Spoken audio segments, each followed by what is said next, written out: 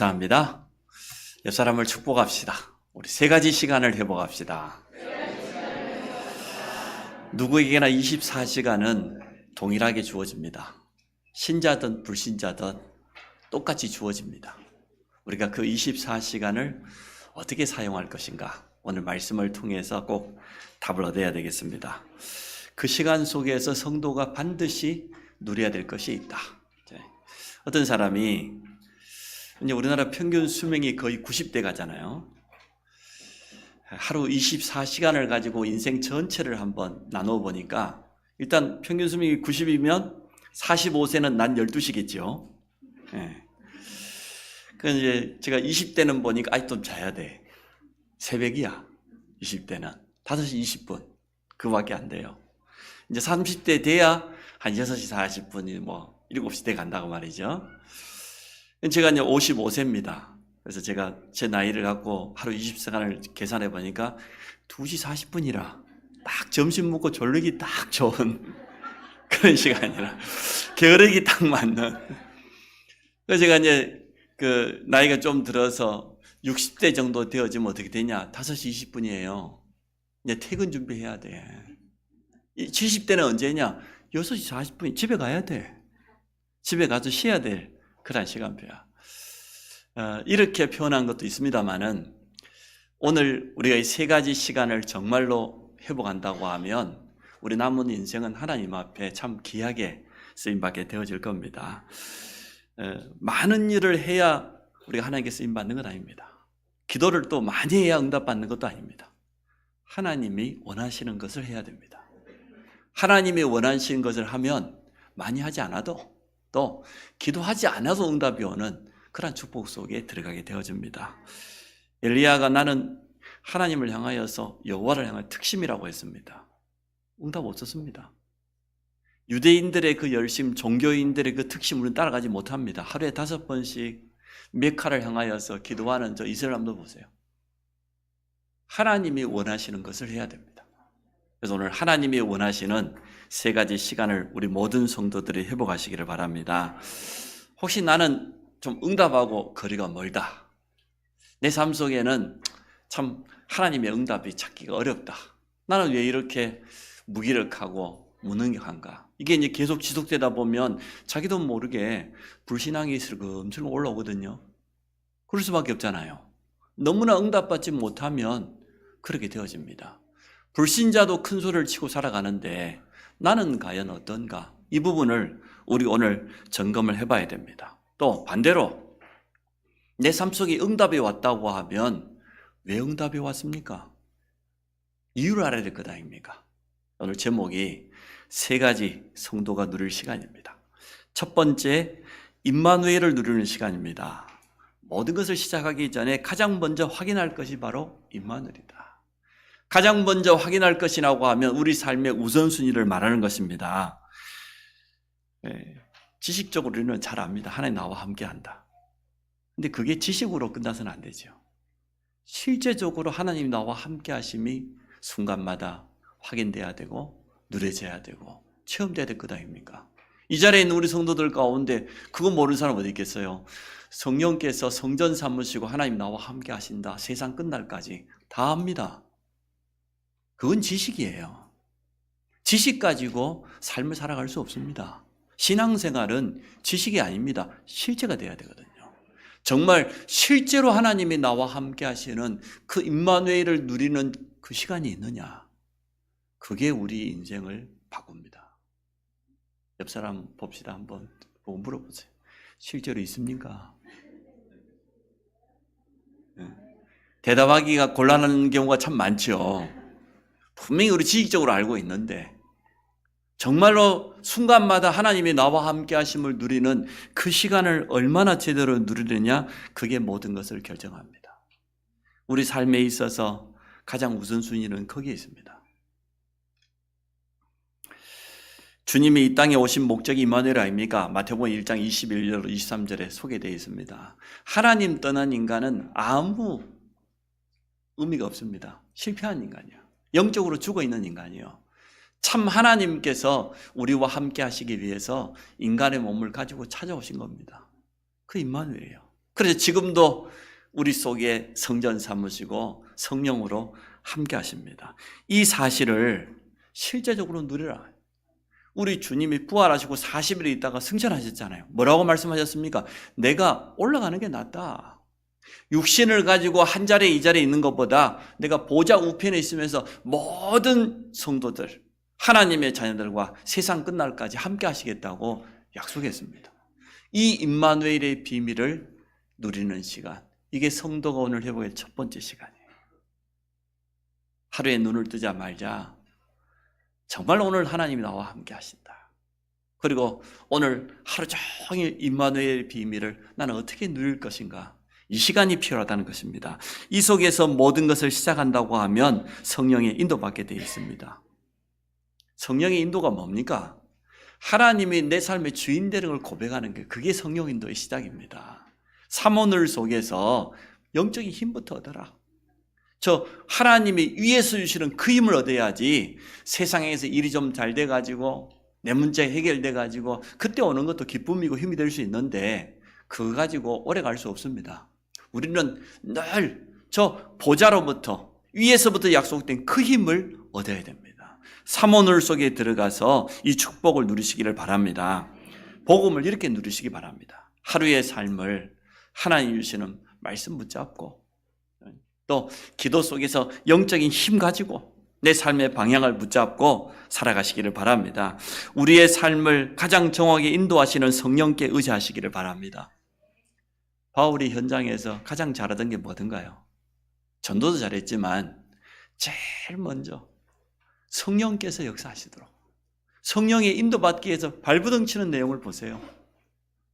참 잘했지 않습니까? 그때마다 바울은 가장 세밀하게 인도받았습니다. 우리가 국도를 타고 장원을 가려고 하면 여기서 동쪽으로 이렇게 가야지, 서쪽으로 가면서 장원 가겠다고, 물론 지구를 한 바퀴 돌면 갈 수 있습니다만은 보통 어려운 게 아니죠. 틀린 길은 가면 갈수록 어려워요. 성령의 인도는 뭐냐? 말씀을 따라가는 거예요. 하나님의 말씀이 이쪽으로 가라면 이쪽으로 가야지, 말씀과 상관없이 내 의지 가지고 내 고집 가지고 저쪽을 향해서 막 반대로 아무리 달려가도요 안 되는 겁니다. 신앙생활은 그래서 성령의 인도를 받는 것입니다. 모든 일 속에서 임마누엘의 증거를 얻게 되어질 겁니다. 우리 앞에 일어나는 많은 문제도 있지만 주님이 함께 하시면 아무 문제 되지 않습니다. 여호수아에서 보면 나이 85세 된 갈렙이 여호수아에게 고백하는 내용입니다. 우리가 가데스 바네아에서 믿음의 고백했지 않냐? 10명의 정탐꾼은 저 가나안 땅 거인들이 살고 있고 산성이 너무 강하고 올라갈 수 없다. 우리 메뚜기 같더라. 그때 우리는 분명히 고백했지 않냐? 하나님께서 우리에게 약속하신 땅이다. 올라가자. 차지하자. 저들은 우리의 밥이다. 그때 주의 종 모세가 나에게 그 안악산지, 거인들이 살고 있는 땅 내게 주었다고 했다. 이 산지를 오늘 내게 주소서. 그리고 고백했어요. 내가 올라가서 차지하겠다는 겁니다. 성읍이 크고 견고할지라도 답은 간단해요. 여호와께서 나와 함께 하시면 여호와의 말씀대로 내가 차지하리이다. 답은 내가 싸움을 잘한다 있지 않습니다. 여호와께서 내게 나와 함께 하시면 여호와의 말씀대로, 그게 임마누엘을 누리는 시간이에요. 하나님이 나와 함께 하시면 되는 겁니다. 하나님이 나와 함께 하지 않으면 되는 것도 안 되는 거하고 똑같아요. 거기에 내 인생의 첫 번째 시간을 투자해라. 오늘 본문은 주님이 12제자를 부르시면서 하는 말씀이에요. 보통 말씀이 아니에요. 여기 있는 여러분이 12제자와 같다고 생각하고 지금 오늘 말씀을 준비한 겁니다. 원하는 자들을 부르셨다고 하는데 첫 번째가 뭡니까? 함께하게 합니다. 주님이 함께하면 된다는 겁니다. 갈렙이 고백한 것처럼 여호와께서 함께하시면 안악산지 아니라 어떠한 강한 성읍이라 할지라도 차지할 수 있다는 겁니다. 아빠가 해외로 오랜 시간 출장을 갔습니다. 아빠가 가면 너희들이 원하는 선물 사오겠다. 시간이 너무 길어지니까 딸들, 세 딸들하고 통화를 합니다. 아빠가 이제 돌아갈 시간이 다 됐는데 무슨 선물을 해줄까? 큰딸, 아이폰, 그 태블릿 좋은 거 하나 사다 달라. 최신. 미국 가면 좀 싸거든요. 둘째 또 자기가 원하는 게 있어. 이거 사다 달라. 셋째 딸은요, 아무것도 필요 없대. 아빠만 빨리 오면 좋겠대. 아빠만. 약속한 날이 되어졌어요. 아빠가 선물을 한가득 안고 돌아와서 약속한 대로 큰딸에게는 아이폰, 태블릿. 둘째 딸에게도 필요한 거. 셋째 딸은 없어. 아무것도 안 원했으니까. 아빠만 필요하다고 했으니까. 아빠가 셋째 딸을 보고 말합니다. 아빠하고 백화점 가자. 네 원하는 거 다 사줄게. 아빠만 원했으니까, 아빠 왔으니까 이제 아빠가 다 해주겠다는 거예요. 우리 이것 달라, 저것 달라. 과연 그거 필요한 겁니까? 필요하겠지요. 그게 아니고 우리에게는 하나님 은혜가 필요해요. 하나님 나와 함께는 임마누엘이 필요해요. 그거 간구하세요. 다른 기도 별로 필요치 않을 겁니다. 하나님이 나와 함께 하신다고 하면 어떤 것도 문제되지 않는다. 과연 그것을 누리는 시간이 있느냐 없느냐, 그게 우리에게 첫 번째 시간입니다. 매일마다 임마누엘을 누리는 시간 회복하기를 주의 이름으로 축복합니다. 두 번째 시간입니다. 오늘 본문에 있는 그대로죠. 14절에 보니까 이에 12를 세우셨으니 이는 자기와 함께 있게 하시고, 두 번째 보내사 전도도 하며. 주님이 보내셨다고 했어요. 그럼 지금 내가 있는 현장에 누가 보냈어요? 주님이 보내신 겁니다. 여러분이 하고 있는 일은 하나님이 주신 일입니다. 그걸 우리는 천직이라고 하죠. 천직입니다. 하나님이 보내신 현장, 하나님이 내게 맡기신 일이에요. 전도를 누리는 시간, 전도를 하는 시간이 아니고 전도를 누리는 시간이 두 번째 있어야 됩니다. 근데 전도보다 더 먼저 회복해야 될 게 있습니다. 그게 뭡니까? 내가 복음으로 행복해야 돼요. 진짜 임마누엘을 누리면서 내 영이 살아나야 돼. 내가 하나님 은혜 속에 있어야 돼. 그게 전도거든요. 우리 전도 그러면은 하는 것만 먼저 생각합니다. 물론 해야 됩니다. 절대로 현장 가지 않고는 전도 역사는 일어나지 않기 때문에 해야 됩니다. 그러나 그 무엇보다도 내가 오늘 무엇으로 행복하냐 말이에요. 아니, 무엇 때문에 내가 반대로 고민하고 있냐? 그게 중요한 것 아닙니까? 복음 자체로 행복하다고 하면, 구원의 감사와 감격이 있다고 하면 그거는 전도를 누리는 시간이 되어집니다. 이 세상에 그 무엇과도 절대 비교 불가능한 복음의 절대가치, 이걸 알고 그 행복을 누리는 시간, 이게 전도를 누리는 시간이에요. 어찌 보면 첫 번째하고 똑같아요. 하나님이 나와 함께 하시는 임마누엘을 누리는 시간. 사모늘이 결국은 전도자의 삶이기 때문에 사모늘을 가지고 깊이 복음으로 행복한 시간, 내 영이 힘을 얻는 그 시간이 가장 필요하다 이 말입니다. 그래서 전도할 수 있는 영적인 상태로 나를 만들어 갑니다. 내 자신을 살리는 망대를 든든히 세우시기를 바랍니다. 누구나 똑같죠.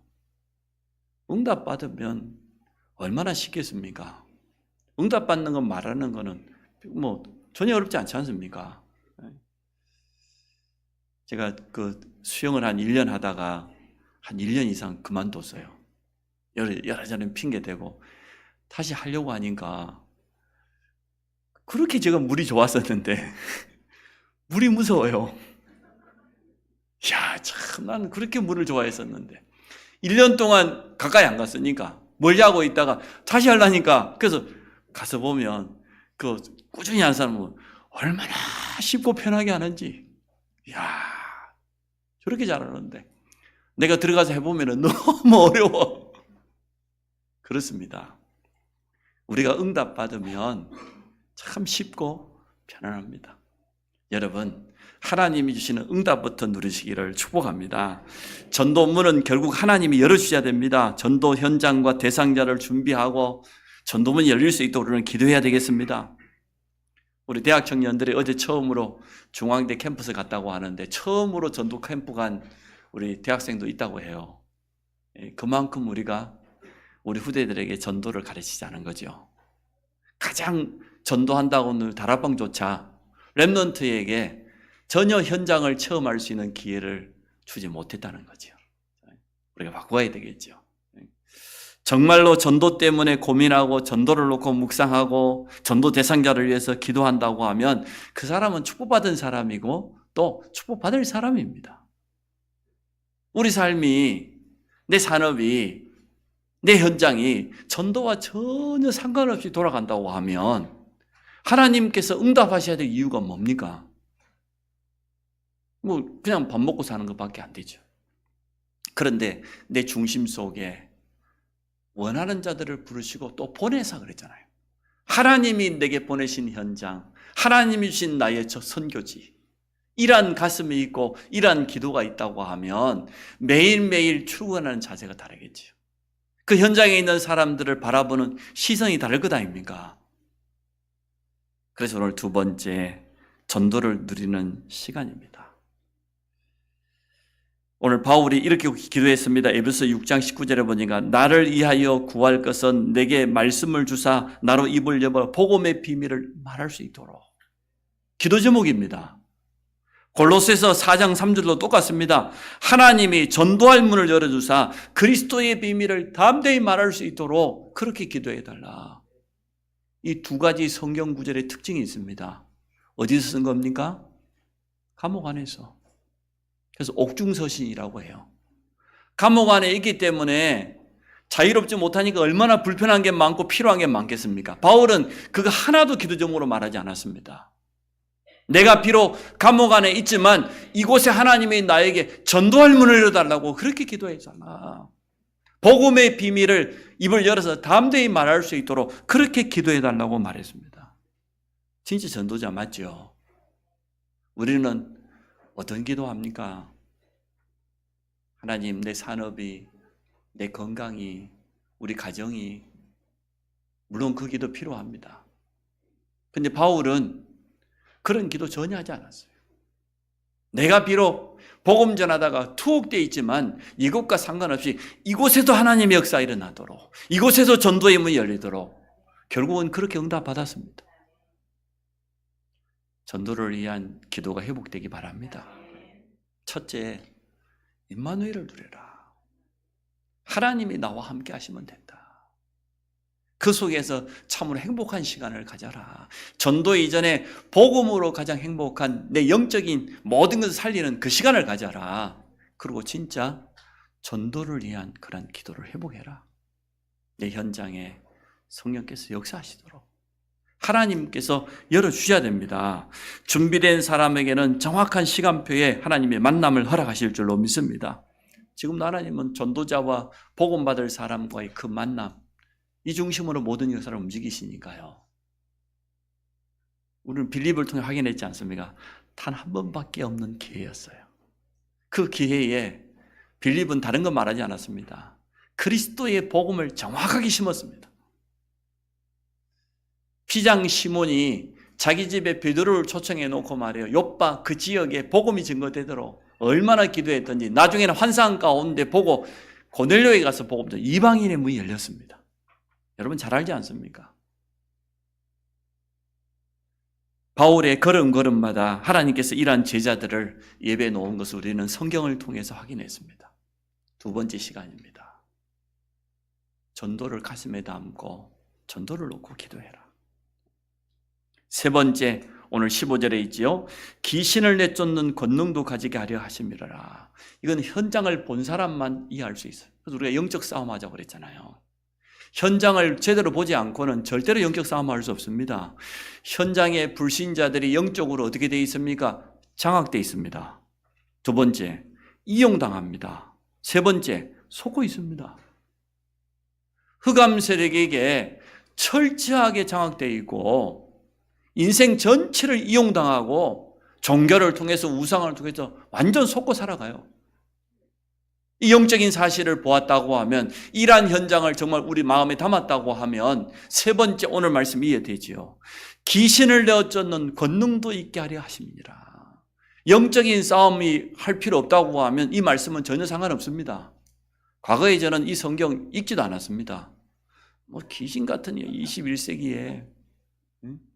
근데 현장을 정말 우리가 보면 이 말씀이 너무나 맞지요. 세상 현장은 흑암에 장악되어 있습니다. 세상 임금에게.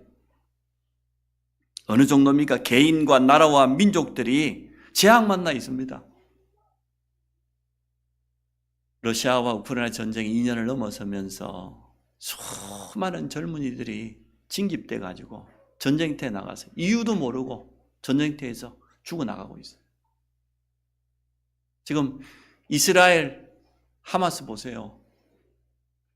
이 영유아들이 병원이 다 폭격당하고 말이에요. 전쟁터를 만나가지고 아이들이 그냥 아사 직전이라 뭐 구호품이 있어도 전달할 방법이 없으니까 그래서 가장 많이 희생당하는 게 뭐냐? 영유아 어린이들.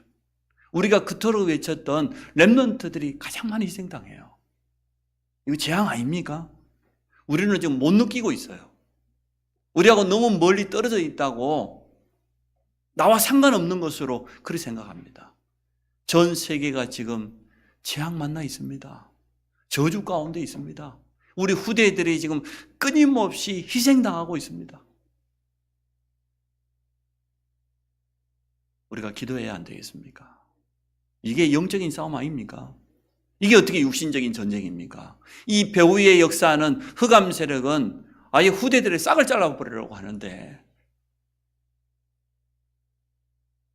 불신자들이 답이 없다 보니까 얼마나 두렵겠습니까? 얼마나 답답하겠어요? 그 현장에 있는 사람들 지금 상태가 어떻겠습니까? 표현할 수 없는 그러한 고통과 재앙 만나 있는 그러한 현장입니다. 그래서 성도에게 주신 권세지요. 귀신을 내어 쫓는 권세도 가지게 하려 하심이니라. 주님이 분명히 약속했습니다. 베드로가 신앙 고백한 이후에 내가 이 반석에 내 교회를 세우리니 음부의 권세가 너를 이기지 못하리라. 음부의 권세가 뭡니까? 흑암 세력, 어둠의 세력, 사단의 권세와 사단의 활동 아닙니까? 지금도 여전히 활동하고 있습니다.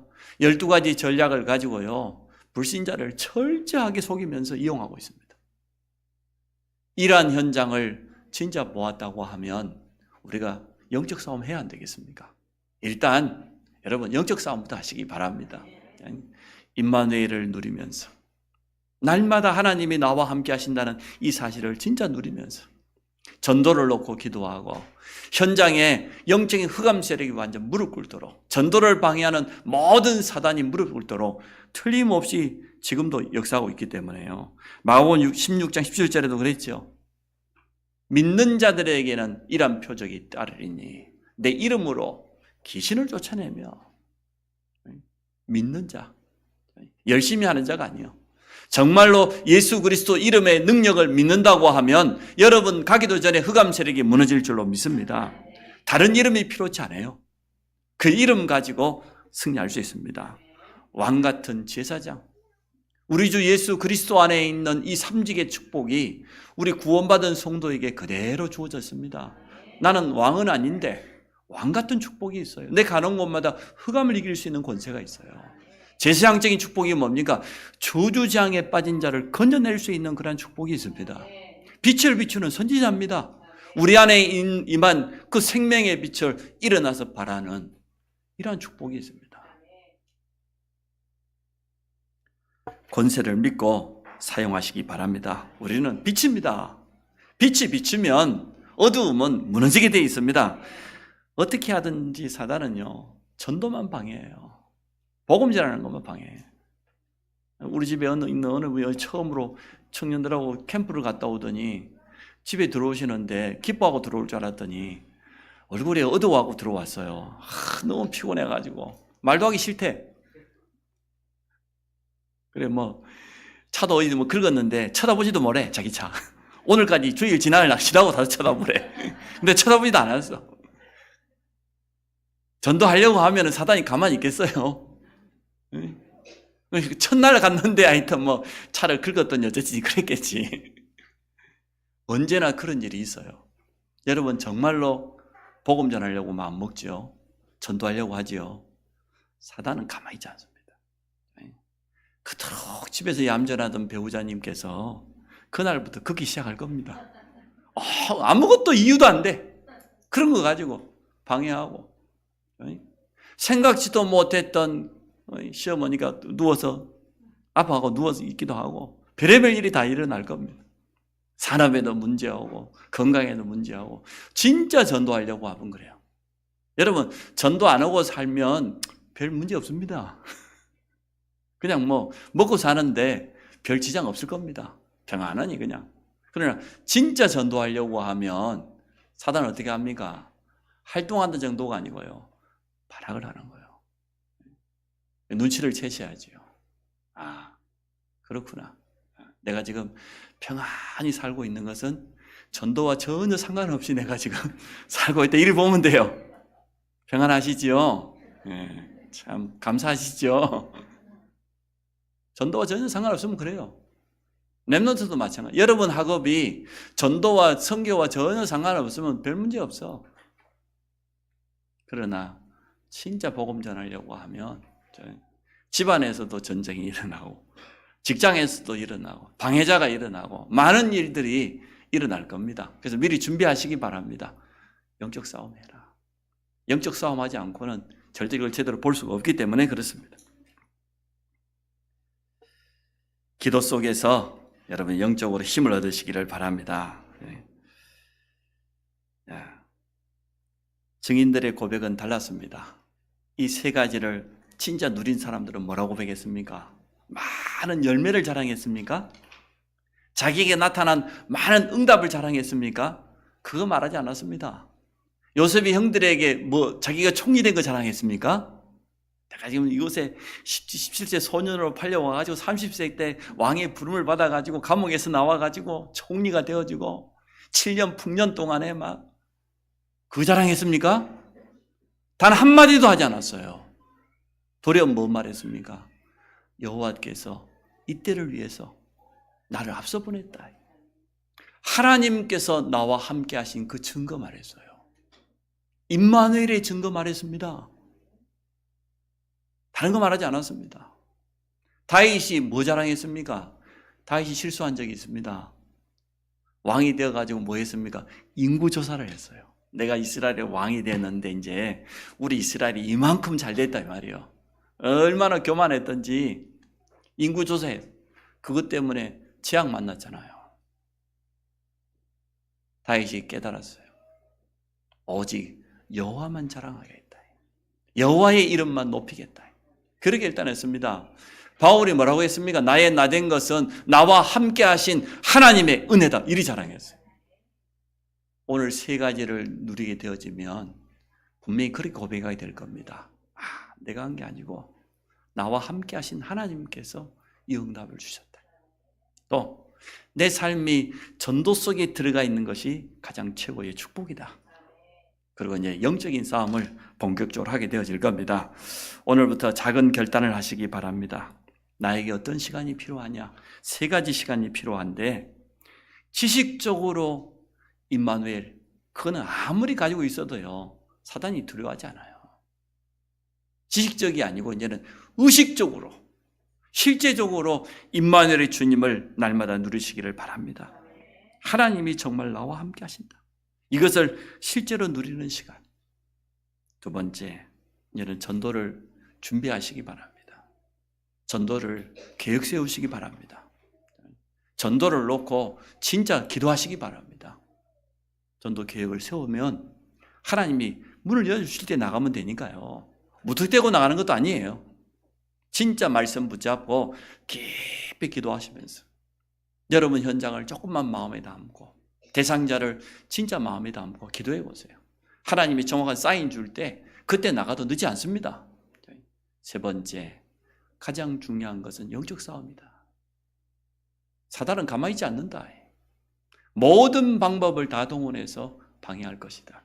그러면 영적 무장이 필요하죠. 영적 싸움 해야 됩니다. 진짜 성삼위 하나님의 영으로 충만해야 됩니다. 보좌의 능력이 아니고는 절대로 안 됩니다. 하나님이 약속하신 오력을 회복하는 이러한 축복 누리시기 바랍니다. 세 가지 시간 오늘부터 회복하시기를 주의 이름으로 축복합니다. 하나님, 우리 모든 성도들이 오늘 세 가지 시간을 회복하기로 결단을 했습니다.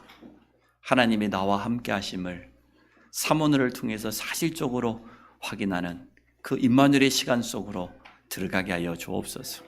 오직 복음으로 행복한 그 영적인 증거를 가지고 증인으로 서게 하여 주옵소서. 영적 싸움에 승리하게 될 줄 믿습니다. 예수 그리스도 이름으로 기도합니다.